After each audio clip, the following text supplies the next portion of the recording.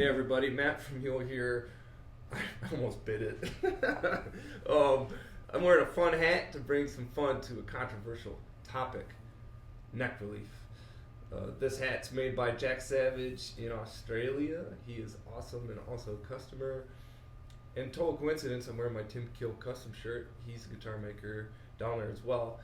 They both make badass stuff, so check them out. Neck relief, what is it?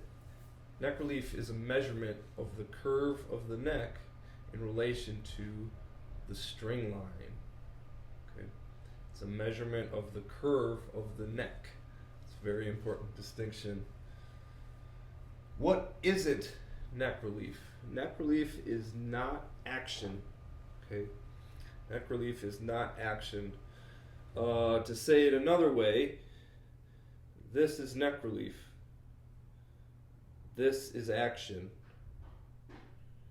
Neck relief, action. Okay. To say it a third way, neck relief is like antifreeze in your car. Okay, and action is motor oil. They're both liquids, or whatever the technical definition of them are, but they serve very different functions. Okay, and that's where the hang-up lies. Is that the measurement is kind of similar, but it's similar enough to be dangerous. Okay. When would you adjust neck relief? Okay, this is important. You would not adjust neck relief when the thought pops into your head that maybe you want the action higher or lower. There's specific symptoms with changing the neck relief, and we're talking specifically with newer guitars. Won't get into all the different vintage scenarios, but typically on newer guitars, neck relief is set at a specific range. It's typically 6 to 10 thousandths or 12 thousandths for acoustic guitars. So plus or minus 3 thousandths of an inch is about the thickness of a sheet of paper. So it's a very thin line and a very fine measurement for neck relief. So if you wanted to adjust the action of your guitar, you're not going to get it by adjusting the neck relief. That would be adjusting the middle of the neck only, about 3 thousandths, 4 thousandths of an inch range. And that's smack in the middle of the neck. You can see how on the ends on a curve get closer to the strings. So it's 4 thousandths of an inch in the middle, and it gets progressively down to 0 on either end. So you're not really getting what you want. If you want to change the action on the guitar, that always has to be done at the saddle and the nut. And it's typically the saddle that has the most influence on how the guitar plays. So if you want to adjust the action of your guitar, it has to be done here. That influences the action all the way across the neck, just not in the center. Okay. The specific symptoms with having to adjust the relief of your guitar are typically a fret buzz that wasn't there previously on most of the strings. If that neck is going like this, okay, it might play very clean, or from this point up, because you have a lot of space above the frets, but from your first fret to the middle of the neck, it's getting pretty buzzy. Okay? Now if the neck has too much relief, typically what happens is that it plays very cleanly up until the center, and then it progressively gets worse because there isn't the string clearance.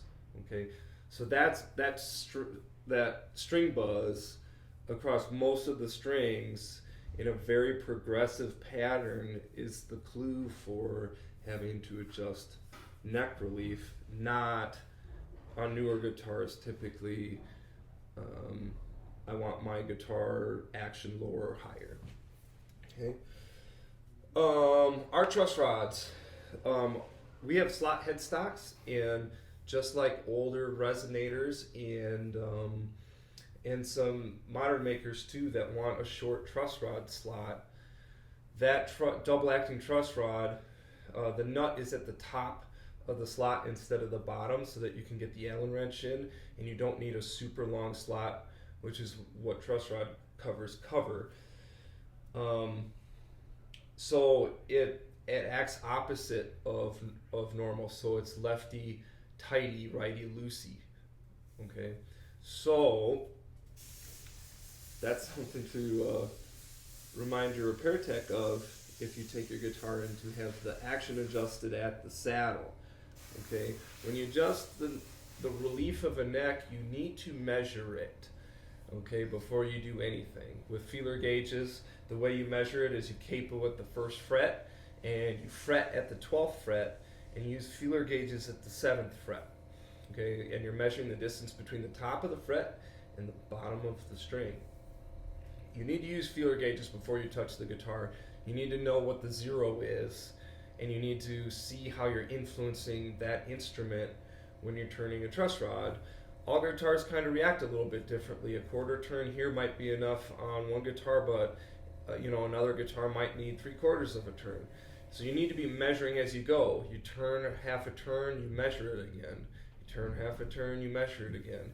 It's not something that you can eyeball. I don't let my guys eyeball it, and this is what they do for a living.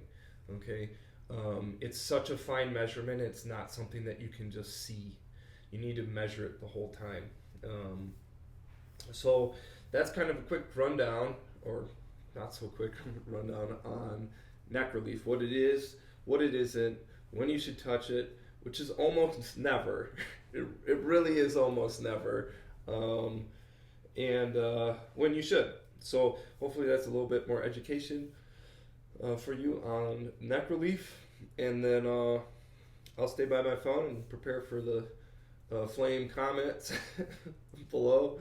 But hopefully that's not too controversial and makes some common sense.